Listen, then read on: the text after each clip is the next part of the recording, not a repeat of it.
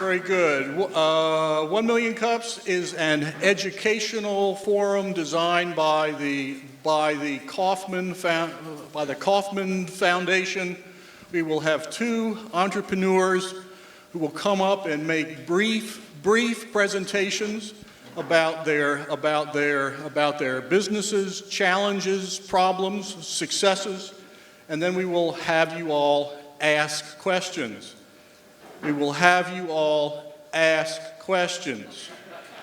Unlike my classes, you cannot sit in the back and nap. I can shout real loud, all right? So, I'm Skip Mounts. I'm the Dean of the School of Business, Public Management at the College of Coastal Georgia.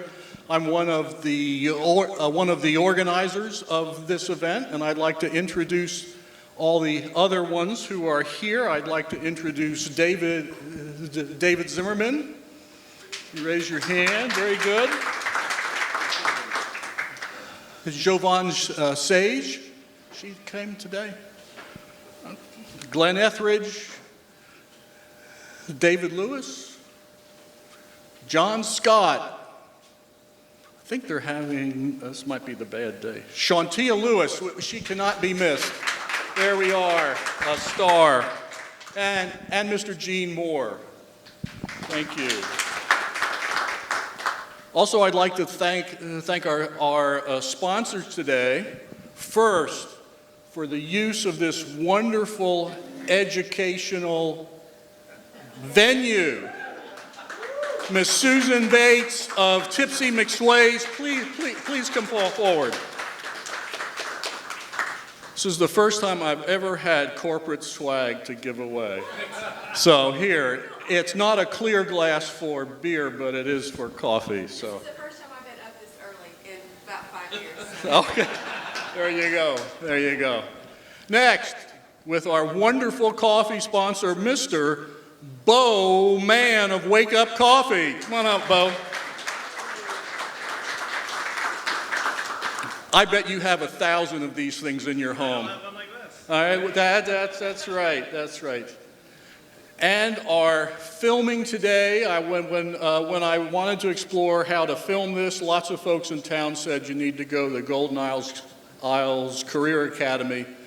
They're amazing. We have our 2 film crew here, high school students. Please give it up for them as well. But in terms of the leadership of the Golden Isles Career Academy, Mr. Rick Townsend and Kevin Pullum, some swag for you all as well. We also have as a sponsor College of Coastal Georgia, the Small Business Development Administration, the Golden Isles Convention and Visitors Bureau. Scott McQuaid here. Okay. The Brunswick-Glenn County Development Authority and the Brunswick Downtown Development Authority. We are glad that they were able to help, and they help us spread the word. But before we begin to hear from our entrepreneurs, I would ask Mayor Harvey to come up and bring a welcome. So.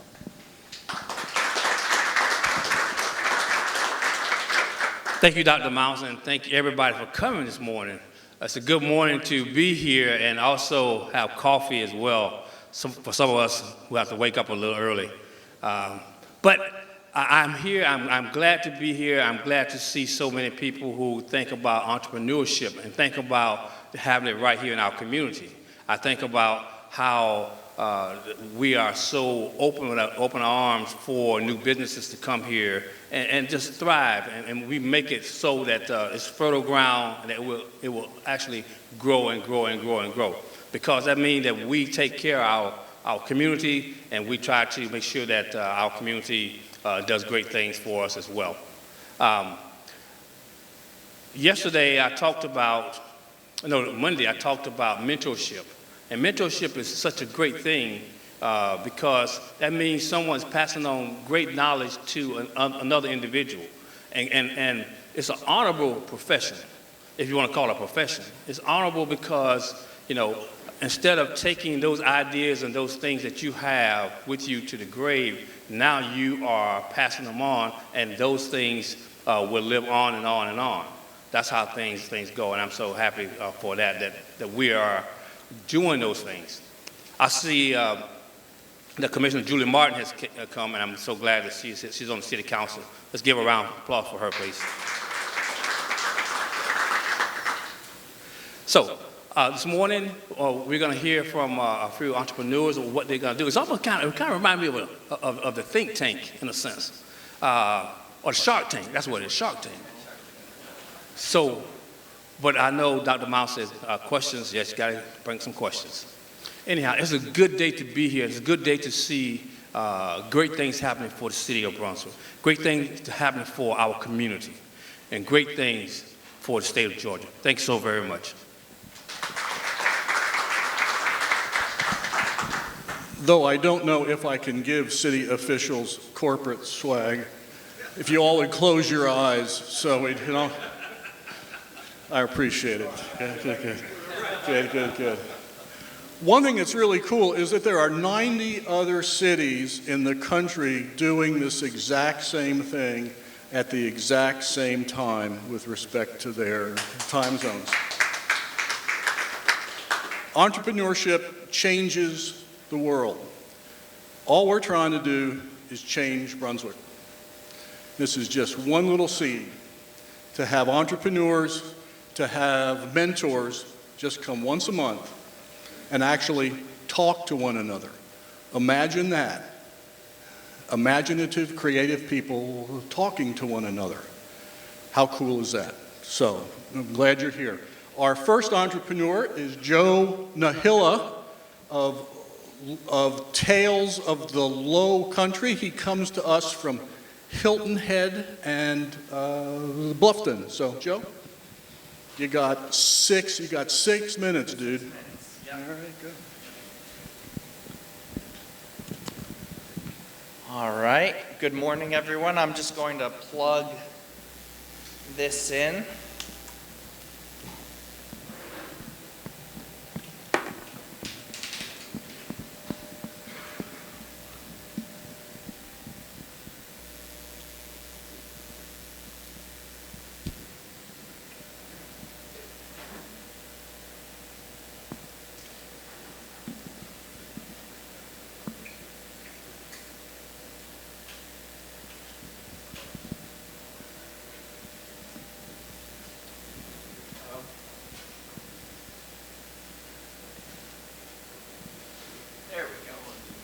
Okay. Tales of the Lowcountry, T-A-I-L-S. Yes, it's a pun. We are a lifestyle magazine. And the big question is why? Why create another lifestyle magazine? Why create a magazine at all in a digital age? So I would like to bring us all back to where most people believe that we came from. Connects us a little bit. Many scientists believe that we co-evolved with wolves. So the reason that our species survived, that's why all great people like dogs. Just joking there. I do have a couple videos. I know it's early for a few people, so I wanted to make sure that everyone was awake. This is us running into nature, gentlemen paddleboarding, and it's all fine and dandy until the whale decided to check out whether or not he could eat this guy, and that's probably where I wet my pants. But you know, we do run into animals all the time, so we make tails for these folks here. And these folks here, my wife always wanted one of these until she realized how big it was. We make tails for the more interesting of our characters. I sure hope that my son doesn't come home with that hairdo. We make it for families, and we make it for folks who enjoy things like travel as well. And we make it because animals are cultural phenomenons. We just love animals. And I had another video, but given a couple seconds there where we were getting set up, I won't show it. If you all haven't seen it, you can come to me later. It's the one where the antelope jumps into the guy riding his bike. And so I was just going to say, sometimes, even if we don't want to, we have run-ins with wildlife.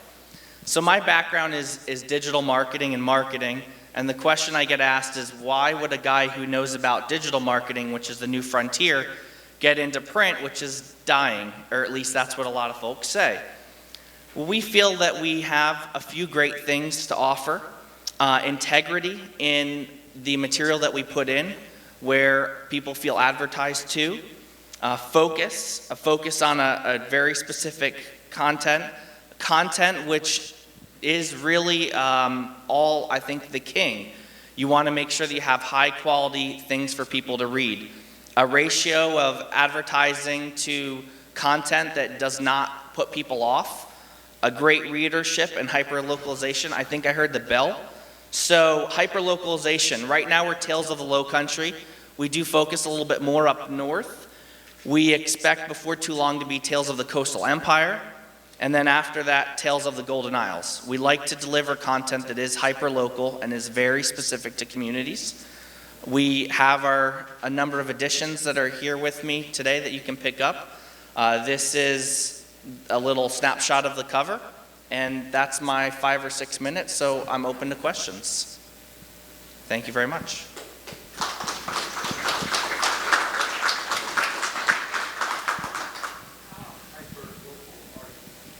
Okay, and I'm to repeat the question. So, how hyperlocal are we? The Lowcountry, as we define it, currently runs from Charleston down through Savannah. We have a few hundred copies down here in the Golden Isles because we do have some partners. But what we do plan to do, based upon our interest in advertisers and sponsorships and our great content partners, is we'll really winnow that down. So Charleston will get its own edition. Bluffton, Hilton Head, Beaufort will have its own edition. Savannah, the other side of the border, will have its own edition. Then when we get out to the Macon, Atlanta area, you get another one down in the Coastal Empire. So we're trying to have pockets.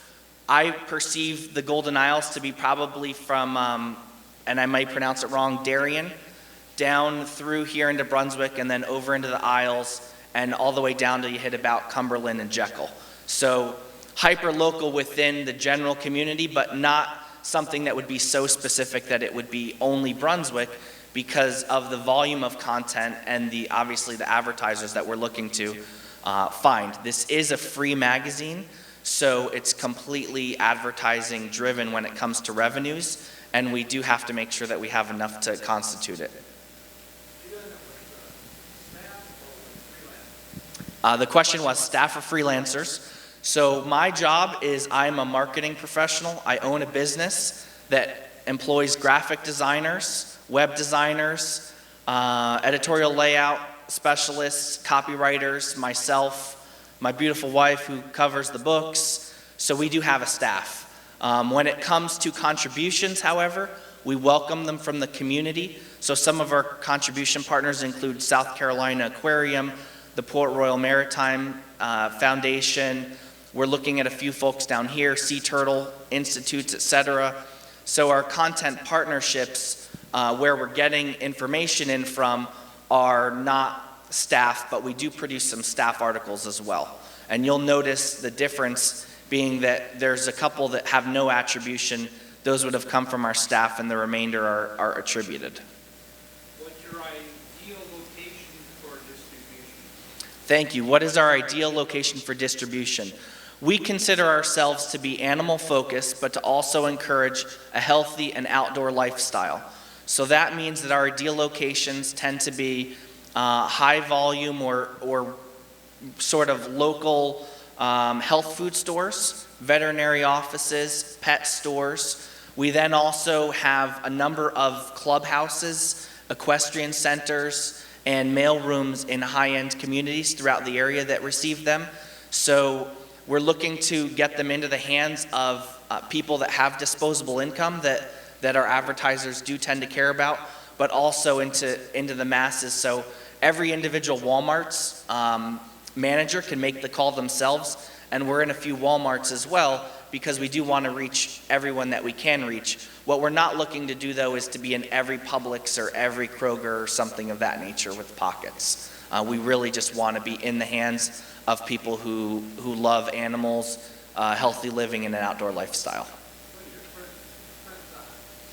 Relatively small. The first go-round was 5,000. That was just a proof. We're jumping up to 15 to 30 with the next run, depending on our advertiser count. And then we guarantee 15 in print. With each hyper-localized market, what we're planning to do is do from 15 to 40 to keep it affordable for the small businesses. And then for your national or regional players who are interested in advertising to our entire count, which may end up, if everything goes well, in your $250,000 to $500,000 range within about 12 to 18 months. We'd like to give them that opportunity, but we don't want it to be off-putting to your small business and come in and say, sorry, it's going to be $5,000 or $8,000 a page. You know, that doesn't work for your local mom and pop pet store. So that's why we're hyper-localizing it as well. Yes, sir. The most challenging issue is, I would divide into two sub-issues. That would be, there are an awful lot of publications, especially in our area, and a lot of them are fly-by-night operations. So, we do have the backing of my business, which has been in business for now 9 years. But I think overcoming the hurdle of feeling that it's something that people can expect to be around for a while, to then allocate advertising dollars is probably our primary challenge.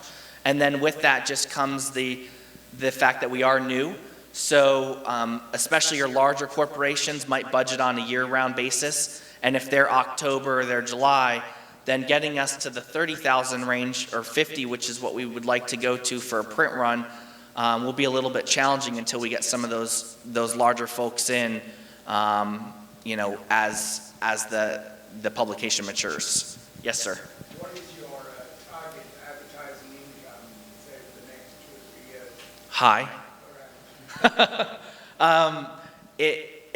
It's going to depend on, obviously, the success of the publication. What I can tell you, I don't know if anyone's in the local print business. We have very modest expectations, 15 to 25 per issue.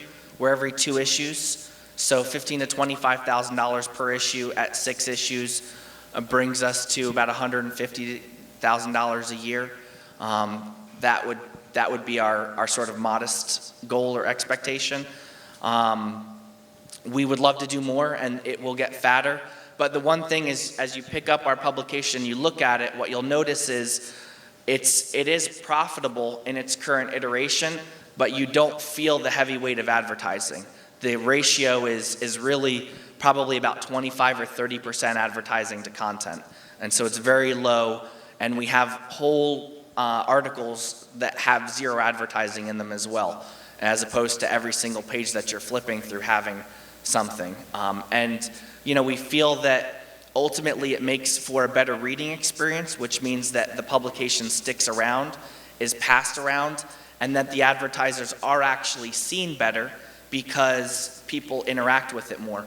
We also have some great pages, like coloring pages for kids, that we expect to get on people's refrigerators. We're running contests with local partners to encourage that. And then we do have a digital complement to it as well, because my background is actually digital marketing. Yes, ma'am. So, I like animals. Great. I love animals. Sure. So, and I'm not the most healthiest lifestyle person. Uh-huh. But it would be something that I would be interested in reading. So how are you going to tap into that audience that may want to, read and know a little bit more, but what's going to keep them, or what can you do to excite them enough to want to get your magazine, but maybe even invest in it? Sure. So we have 2 ways that we're targeting that problem. The first is in our editorial focus. So we have 6 core editorial elements: cats, dogs, equestrian, exotics, homesteading, and wildlife. So we find that most animal lovers or animal likers fall into one of those categories. Every publication covers each one of those categories with at least 1 to 2 articles. Then we offer an editorial focus, this one being on homesteading, that then we bring in 5 or 6 more articles on that topic. And this is only 40 pages to start with for those of you who are in print or interested. And we find, you might say, oh, I kind of thought about keeping chickens. I'd like to read about that. Or, I want to read about whether or not dogs should be allowed in the workplace. These are kind of interesting to me. But then we also do have travelogues. One I wrote myself was on a trip to Bahrain and interacting with camels at a camel farm. So we think that people who enjoy travel are going to enjoy that.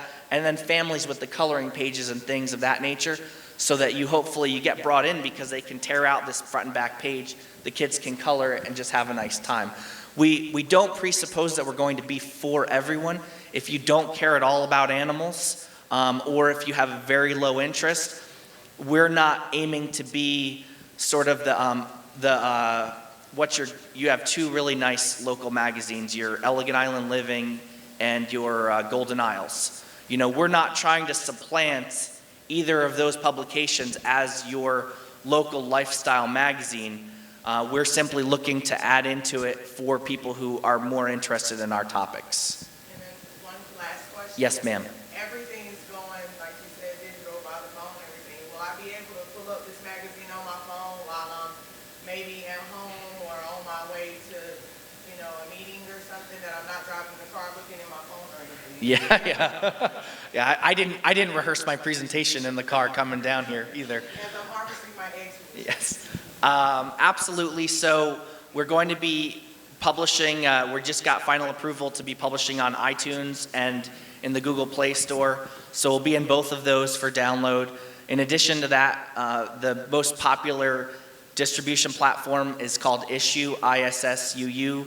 We're on Issuu, and then we also have one that I prefer a little bit more, that is our native one for our website. So you can pull it up digitally on a website on the top 4 digital publishing platforms in the world, and a number of other places. So I would say so. Yeah. Yes, sir. Yes, sir. That's a great question, sir. I would love to give you our media kit. They estimate that $6 billion a year are spent on animal-related products. And so the question was, how big is the niche? The niche is very big. Our local publication, the Hilton Head Monthly, which is like your Golden Isles magazine, their readership survey said that 60% self-identified as being pet owners. So that was 60% of the local population own pets. And that doesn't have anything to do with an interest in animals. For example, birders. We cover things like bird watching. So we feel that 60% of the local population is a pretty strong number. And that tends to hold fairly true, in particular in our area where we just are so animal friendly. So the Golden Isles is wonderful, very animal friendly. Savannah, Charleston, great places where you can go and have a brunch with your dog sitting on the porch. That isn't something that you can find everywhere. Maybe it'll be a little bit tougher to find in Duluth. And so we do feel like we're in a great place for this as well.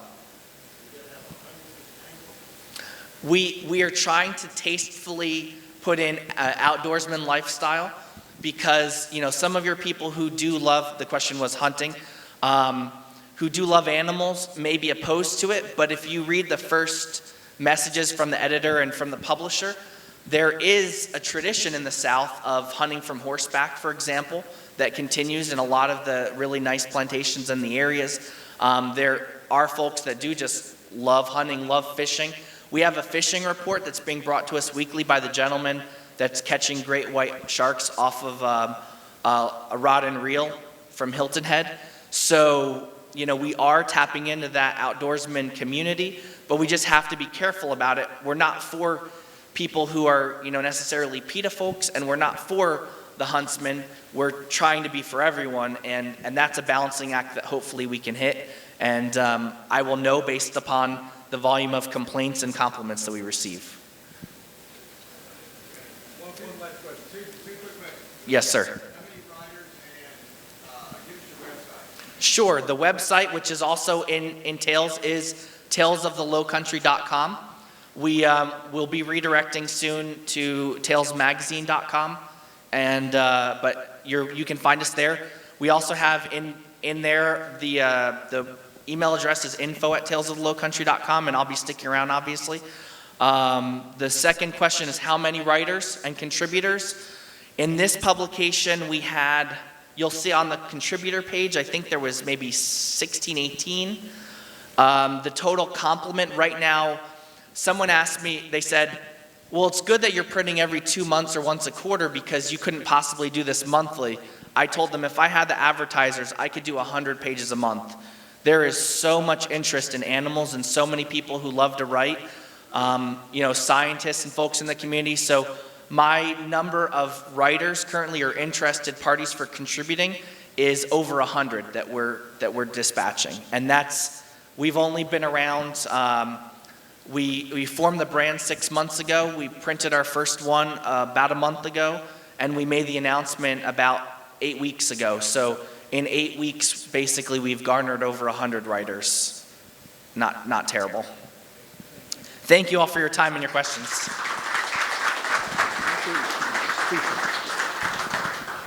Thank you, Joe. I can see a chicken coop at the cloister in our future.